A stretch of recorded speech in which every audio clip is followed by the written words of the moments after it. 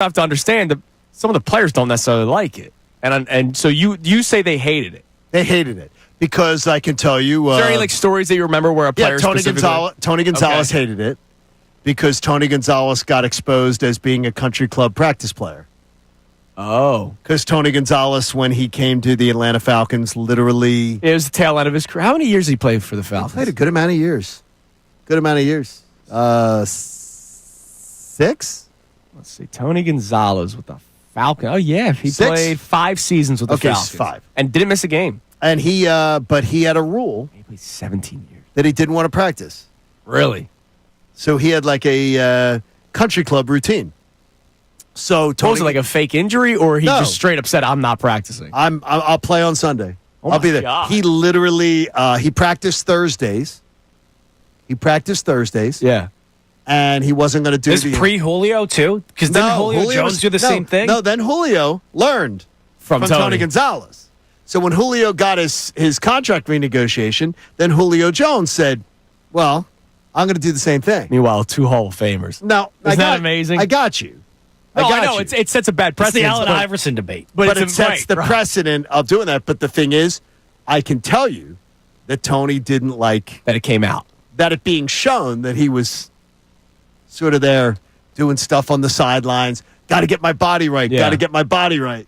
Now look, Tony's body was right. He was always in perfect shape. Right. He was always in excellent condition. So there was never a question that Tony Gonzalez was going to be ready. And he was dogging it or anything. No, not at all.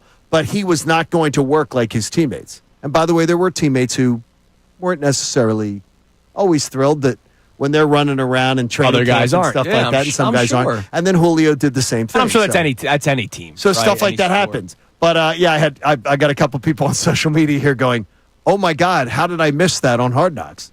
Like some of the stuff with Brian Cox. Yeah, that's and I was like, yeah, crazy. it was a long time ago, but it was bad. I think it exposed Mike Smith as being Mike Smith was very much like a Nick Sirianni head coach. Okay. Mike Smith if you go Google him, he has an incredible winning percentage as a head coach. Incredible. Like really, really good. Yeah. But Mike Smith has never sniffed a head coaching job again. And he's a really, really great guy. Love him. But Mike Smith's never again sniffed a head coaching job. And I think a lot of it was because of Hard Knocks. You know what's going to happen? There are going to be people nationally, even though people hate the Eagles, that are going to fall in love with the offensive lineman. Oh, yeah. Because that's going to be like an episode. The guy who is going to be in most danger here is Nick Sirianni. Maybe, or no, I think Brendan's right about A.J. Brown because people depict him as some bad dude, even though he's not. No, but there are people that depict him as like some diva wide receiver. See, I think this is a good shot for Nick Sirianni to fall back in the good graces of a lot of people. I think, now the thing is, though, I'm talking about his national perception. If he isn't shown as being the boss, what does he do around here? What does he do here can get reinforced, because I can tell you, with Mike Smith, that's the perception that Hard Knocks showed. It's there are two sides of that coin, because I think he can get a lot of likability back, because a lot of people don't like him from that aspect. But yeah, the coaching thing, if he's not the guy, he's going to take a hit from that standpoint. Well, here's what you're going to see, and anybody does see it that's ever around the Philadelphia Eagles. He's well liked. He is well liked by his players. Like, he's very well liked. He has an excellent rapport with his players. He has an excellent energy in that room. He's a good person to work with by Eagles staff. Right.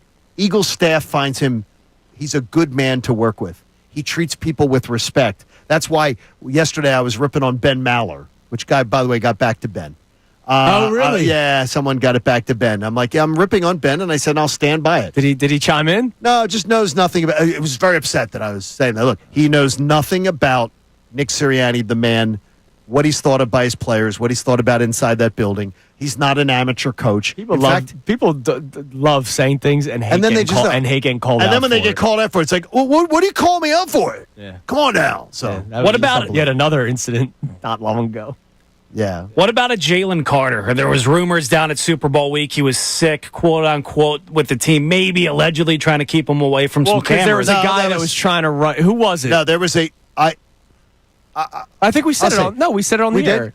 There was a Washington Post? There was somebody trying to write a hit piece. It was not a football trying to write a hit piece story.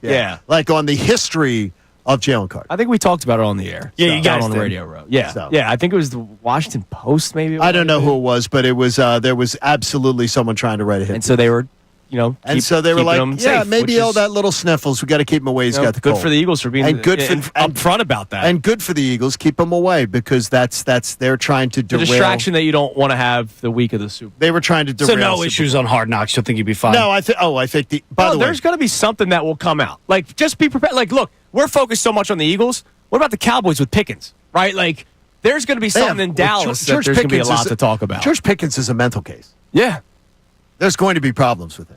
He's been a mental case since Athens, Georgia, and it was over and over and over again. It was a problem. All right, I promise. Coming up next, we'll get to our text messages on this. Your immediate reaction, and if you want to call in as well, 610-632-0975. What is your reaction when you find out that the Eagles will be on the in-season Hard Knocks? If you love it, tell us. I'm excited for it. I just don't ask for it. Like, this isn't every year people go, oh, I want the Eagles to be on Hard Knocks. Like, I don't necessarily need it, but it's going to be more for us to react to on the show, more content, more all of that kind of stuff. We appreciate HBO doing that for our jobs for us. But there's also people that are probably non-favor of it. Gunner's a little worried. What if something bad comes out? There was a lot of drama that happened with the Eagles last year. Now it would be national on HBO if there is drama to unfold. So we'd love to get your reaction on it. You can text in. You can also call in. Same number, 610-632-0975. It is Kincade and Salciunas on this Thursday.